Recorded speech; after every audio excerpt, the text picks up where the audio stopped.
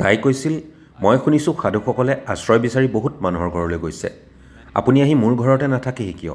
গৌতমে ক'লে, তাই যদি ইমান মৰমেৰে তোমাক নিমন্ত্ৰণ কৰিছে, তেন্তে তুমি তাতেই থাকিবলৈ যাব লাগিব। মানুহবোৰে দেখি কৈছিল, চোৱা, এইজন শেষ হৈ গ'ল। গৌতম বুদ্ধ, যি তেখেতৰ শিষ্যসকলৰ এটা ডাঙৰ দল লৈ অনবৰতে ভ্ৰমণ কৰি ফুৰিছিল, তেখেতে এটা নিয়ম বান্ধি দিছিল যে বাৰিষা কালৰ 2.5 মাহ আপুনি এঠাইতে থাকিব পাৰিব। তেখেতৰ সৈতে থকা সন্ন্যাসী বা সাধুসকলৰ বাবে এইদৰে নিয়ম বন্ধা আছিল যে তেওঁলোকে কোনো এঠাইত 2 দিনতকৈ বেছি কেতিয়াও থাকিব নালাগে। সাধাৰণতে সন্ন্যাসীসকলে বহুত মানুহৰ ঘৰত আশ্ৰয় গ্ৰহণ কৰিছিল। গতিকে তেখেতে এই নিয়ম কৰিছিল যে কোনেও মানুহ এঘৰত 2 দিনতকৈ বেছি নাথাকে, কাৰণ এনে কৰিলে ঘৰৰ গৃহস্থৰ ওপৰত বহুত অতিৰিক্ত বোজা পৰিব। তেওঁলোকে 10 জনকৈ মানুহক আশ্ৰয় দিছে। তেনে ক্ষেত্ৰত তাত আপুনি এমাহ থাকিব নোৱাৰে, 2 দিন। আচলতে এদিনেই হ'ব লাগিছিল। 2 দিন এই কাৰণে যে আপুনি বহুদূৰ খোজকাঢ়ি আহিছে, গতিকে গা টঙাবৰ বাবে অলপ সময়। কিন্তু বাৰিষা কালত তেখেতে কৈছিল যে আপুনি একে ঠাইতে 2.5 মাহ থাকিব পাৰিব। Because walking through the jungles of that region during the monsoon season would be treacherous and many would lose their lives. কাৰণ হাবি জংঘলৰ মাজেৰে সেই অঞ্চলবোৰত বাৰিষা কালত খোজ কঢ়াটো বিপদসংকুল আৰু বহুতে জীৱন হেৰুৱাবও পাৰে। গতিকে এইটো এটা তেনে সময়। তেওঁলোক এখন ডাঙৰ নগৰত আছিল আৰু তেওঁলোক বহুত মানুহৰ ঘৰত বিস্তাৰিত হৈ পৰিছিল। সন্ন্যাসীসকল বাহিৰলৈ গৈ মানুহৰ পৰা ভিক্ষা গ্ৰহণ কৰিবলৈ ওলাই গৈছিল। আনন্দ, বা যাক আনন্দ তীৰ্থ বুলি জনা যায়, যি সন্ন্যাস গ্ৰহণ কৰাৰ আগতে গৌতমৰ ককায়েক আছিল, এইদৰে ওলাই গৈছিল। আৰু সেই নগৰত এগৰাকী বেশ্যা বা গণিকা আছিল। তাই তেওঁক ভিক্ষা দিলে আৰু তেওঁলৈ চালে। এজন সুন্দৰ ডেকা মানুহ, ওখ আৰু পোন। তাই ক'লে, মই শুনিছোঁ সন্ন্যাসীসকলে আশ্ৰয় বিচাৰি বহুত মানুহৰ ঘৰলৈ গৈছে। আপুনি আহি মোৰ ঘৰতে নাথাকেহি কিয়? আনন্দই ক'লে, মোৰ কোনো আপত্তি নাই, কিন্তু মই বুদ্ধক সুধিব লাগিব মই ক'ত থকা উচিত। তেতিয়া তাই বেছ টিটকাৰি মাৰিলে। তাই ক'লে, তুমি তোমাৰ গুৰুক সুধিবলৈ যাবা। যোৱা, তেওঁক সোধাগৈ, আমিও চাওঁ তেওঁ কি কয়। গতিকে আনন্দই দিনটোৰ বাবে সংগ্ৰহ কৰাখিনি আনিলে। গৌতম বহি আছিল। তেওঁ আহিলে আৰু তেখেতৰ চৰণত কথাটো উপস্থাপন কৰিলে। আৰু সকলোৱে য'তেই যায় তাতেই খাদ্য আৰু বাসস্থান বিচাৰি পোৱাৰ কথাটো। আনন্দই সুধিলে, এইদৰে এই ভদ্ৰ মহিলাগৰাকীয়ে মোক নিমন্ত্ৰণ জনাইছে, মই তাত থাকিব পাৰিমনে?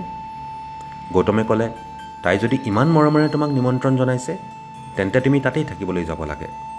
ইয়াত বহি থকা চহৰৰ মানুহবোৰে ক'লে, কি? এজন সন্ন্যাসী, তেওঁ গৈ বেশ্যাৰ ঘৰত থাকিব? এইটোৱেই হ'ল। এই আধ্যাত্মিক প্ৰক্ৰিয়াটো দুৰ্নীতিগ্ৰস্ত হৈ পৰিছে। গৌতমে সিহঁতৰ ফালে চাই ক'লে, আপুনি ইমান চিন্তিত কিয়? ভদ্ৰ মহিলাগৰাকীয়ে তেওঁক নিমন্ত্ৰণ জনাইছে, থাকিবলৈ দিয়ক, কি সমস্যা? সকলোৱে থিয় হৈ চিঞৰিবলৈ ধৰিলে। তেখেতে ক'লে, ৰ'ব, মই এই পথ গ্ৰহণ কৰিছোঁ কাৰণ মই বুজোঁ যে জীয়াই থাকিবলৈ এইটোৱেই আটাইতকৈ শক্তিশালী পথ। এতিয়া আপোনালোকে কৈছে যে তাইৰ পথটো মই গ্ৰহণ কৰা পথটোতকৈ বেছি শক্তিশালী।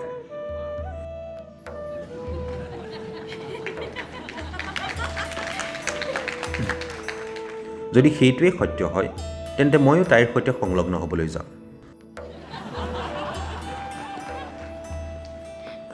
মই এই অৱস্থানত আছোঁ এই কাৰণে যে মই বুজি পাওঁ যে অস্তিত্বৰ বাবে এইটোৱে আটাইতকৈ মূল্যৱান আৰু শক্তিশালী পন্থা।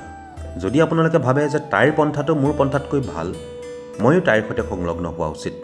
কাৰণ যদি আপুনি সঁচাই সাধক হয়, তেন্তে তেনেকুৱাই হোৱা উচিত। আপুনি যদি বেছি উচ্চ স্তৰৰ কিবা এটা পাইছে, আপুনি তালৈ যাব।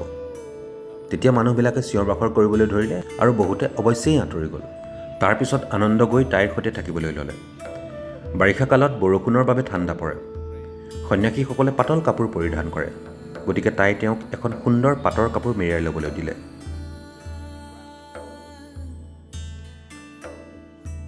মানুহবোৰে ক'লে, চোৱা, তেওঁ গ'ল। তাই সুন্দৰ খাদ্য ৰান্ধিলে আৰু তেওঁক দিলে, তেওঁ খালে। তাৰপিছত সন্ধিয়া তেওঁৰ বাবে তাই নৃত্য কৰিলে। তেওঁ বহি ৰ'ল, বেছ সতৰ্ক হৈ চাই থাকিল, অত্যন্ত মনোযোগেৰে। যেতিয়া তেওঁলোকে সেই সংগীত শুনিবলৈ পালে, এয়াই শেষ, এইদৰে সকলো চলি থাকিল। যেতিয়া সময় শেষ হ'ল, বৰষুণ বন্ধ হ'ল, যোৱাৰ সময় হ'ল, আনন্দ গৌতমৰ ওচৰলৈ আহিল এগৰাকী মহিলা সন্যাসীৰ লগত লৈ।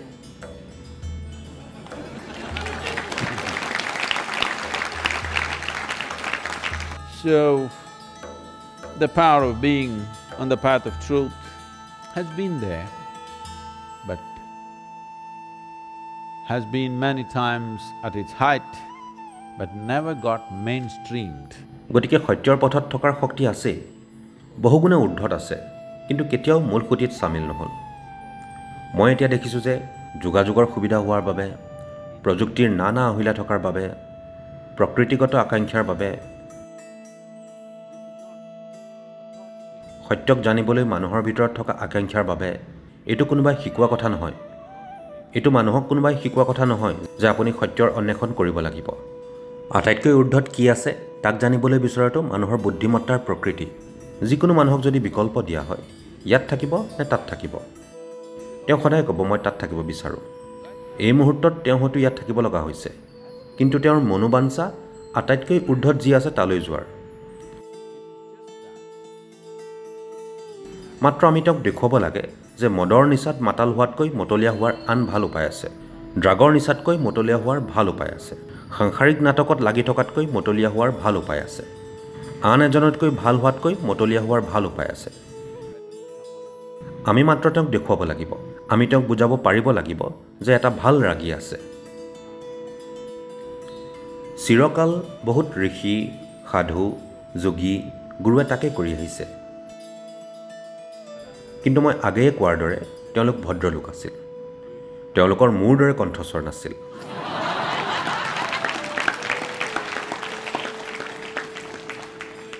তেওঁলোকৰ মাইক্ৰফোন নাছিল। দূৰণিৰ লোকৰ সৈতে কথা পাতিবলৈ তেওঁলোকৰ কোনো আহিলা নাছিল।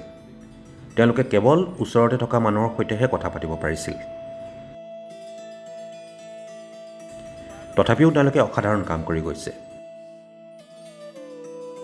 তেওঁলোকৰ সেই সময়ত তেওঁলোকৰ মাজৰ বহুতে কেৱল কৃপা আৰু উদ্যমৰ বাবে অসাধাৰণ কাৰ্য কৰি গৈছে। তেখেতসকলৰ চাৰিওকাষে থকা লক্ষাধিক লোকক তেওঁলোকে সত্যৰ পথত, সত্যৰ শক্তিত ব্ৰতী কৰাই থৈ গ'ল। কিন্তু এনে সময় আহিল যেতিয়া আমাৰ যোগাযোগ কৰাৰ ক্ষমতা এনেকুৱা হ'ল যে সত্যক আমি প্ৰত্যেকখন দুৱাৰৰ ভিতৰলৈ সোমোৱাই দিব পাৰোঁ।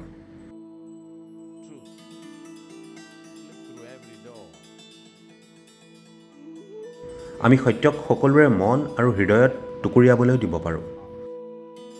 আগতে কেতিয়াও ই সম্ভৱ নাছিল। প্ৰযুক্তিয়ে আমাক এই স্থান প্ৰদান কৰিলে। মই অনুভৱ কৰোঁ সত্যক মুখ্যধাৰা কৰাৰ এইটোৱেই উত্তম সময়। সত্যবাদী হ'বলৈ,